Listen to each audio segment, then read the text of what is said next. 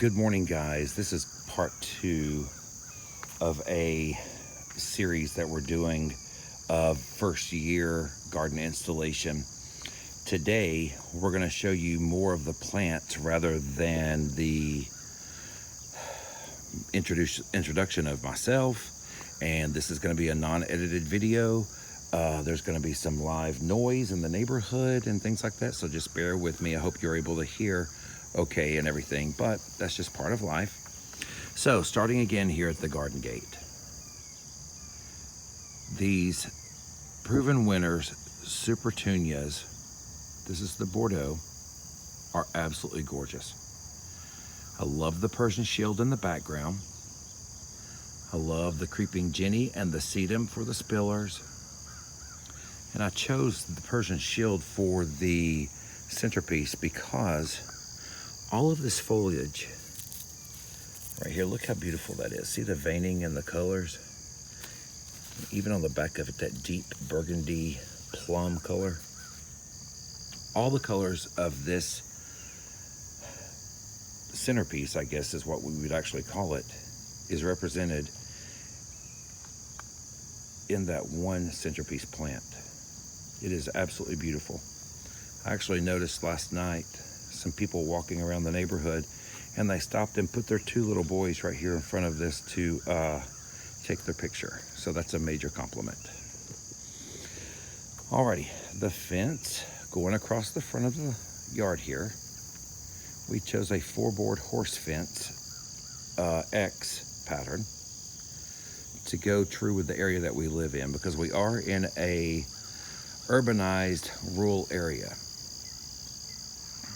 You can see all the maintenance that needs to be done. We're actually going to be putting in a pea gravel parking space there, like a half moon, and some sod and some other flowers around that. So let's go to the woodlands area, what I call the woodlands area, and you can see how we're going to transform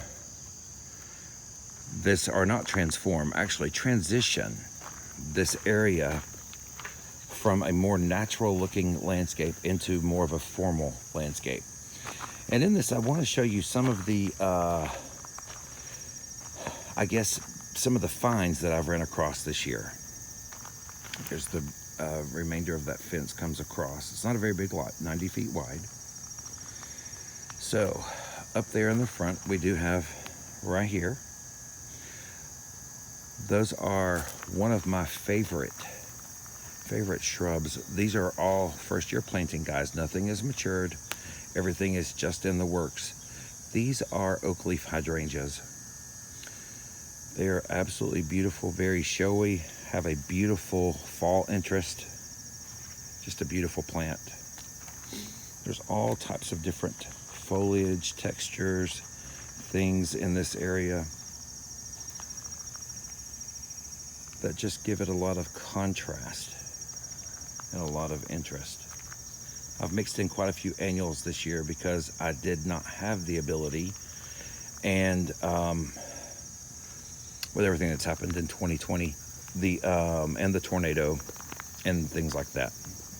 Actually, the tornado hit my nursery and my big box store, so where I do a lot of my shopping. So as it came through our area on Easter Sunday, which is right around the planting time that I was starting to put out quite a bit more. We had a cool spring this year. But in this area, there's some hostas, shade-loving plants. Hostas, the burning bushes don't mind being in the shade. They do get a little bit of a filtered type sun situation. And then these Elaeagnus silverberries are here because they are evergreen. I absolutely love this plant. Now, a lot of people call these invasive. I absolutely love this plant because it grows rapidly. 3 to 4 feet a year. You do have to keep it maintained. This is not a large garden, so therefore I'm not going to create a high maintenance situation, but it's not going to bother me if I have to come out and do some pruning and landscape maintenance just to keep things tidy and looking good after it fills in. I'm going to allow this area right here to grow up to about 6 to 7 feet tall to create a green barrier. I call it a green wall border to kind of enclose the garden and make it have that cottagey feel that is enclosed and private. So got some spirea, some loropetalum, and things like that. Back over here at the front, one thing I did fail to mention yesterday about these Proven Winners Supertunias. This is the bubblegum. I absolutely love this plant. Genetically, the way they have created this plant is actually just fantastic. Now, I gave these a pretty hard trim about a week and a half ago. So a lot of the blooms are gone. A lot of the green is showing because it has been so hot and so dry this year.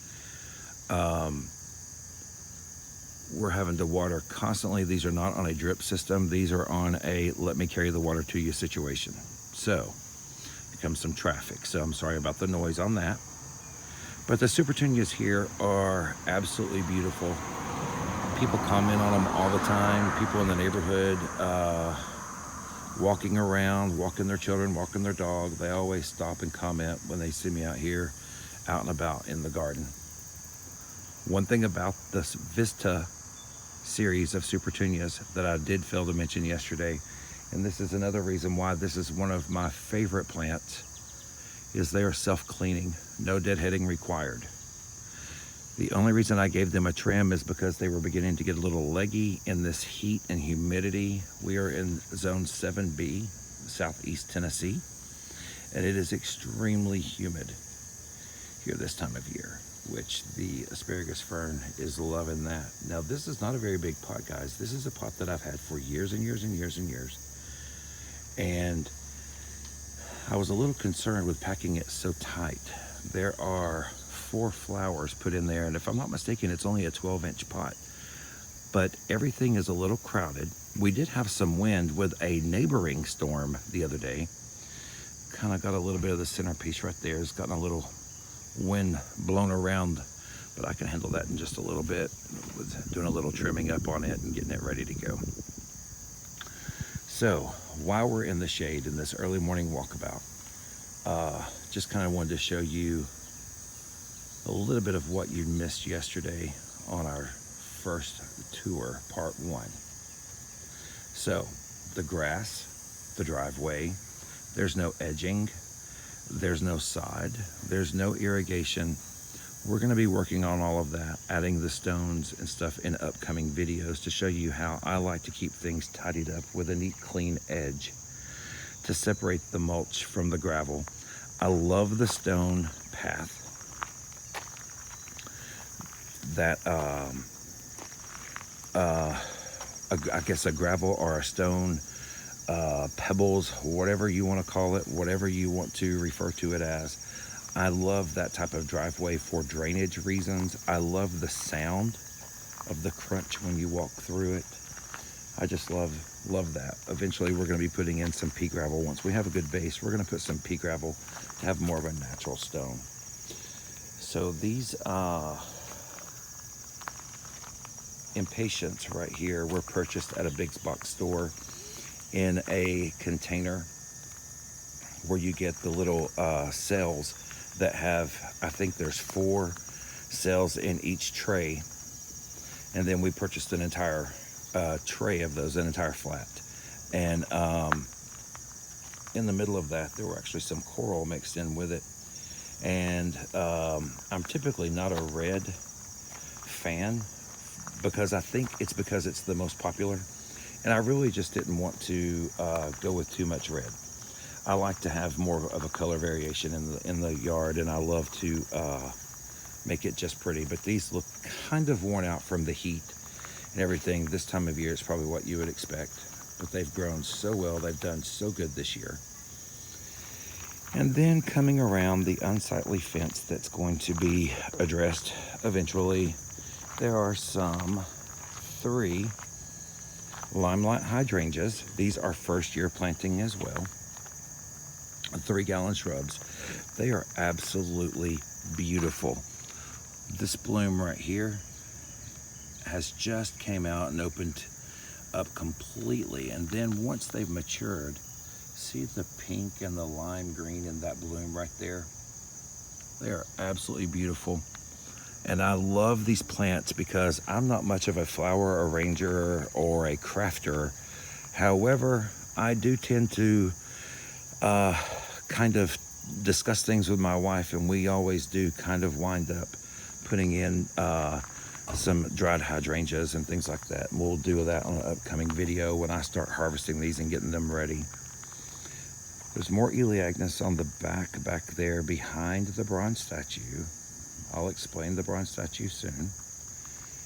And depending on the area of the country that you live in, Arbavita, Arbavita, I hear it different ways, but just for some structure in there, I did start with the 1 gallon small shrubs.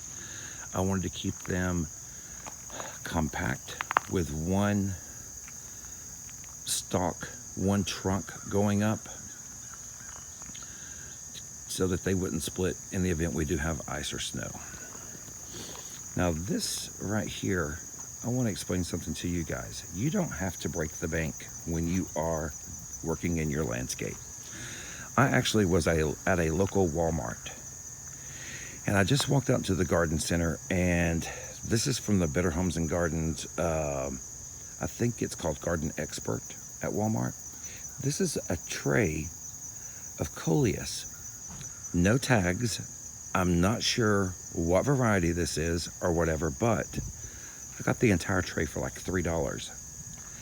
I brought them home. It was the last pack of annuals, the last tray of annuals that they had when they were starting to change over for their seasonal merchandise. And this area right here is a dark area, and it needed to be lightened up some. When I bought those, I didn't plan on planting them there. They just happened to show up in the area that needed to be brightened up. So here's kind of an overview. Now I want to point something out to you guys here in a few minutes. Typically when landscaping, I see a lot of people will talk about, there's kind of an overview of the yard of what I was talking about, where we have no sod in yet. This is where a lot of construction trucks have been parked, the hose has been left out, and things like that. Typically, when you're gardening, you do want curb appeal, and you do want to keep it true to make your home look nice and something that's complementary with the colors and the textures and all that stuff from the street. But in the case of the situation that I have over here on the other side of the yard, I just wanted to come over here and show you this limelight hydrangea right here. I think we only have, I think there's 7 of these in the yard, but this one is the structure form.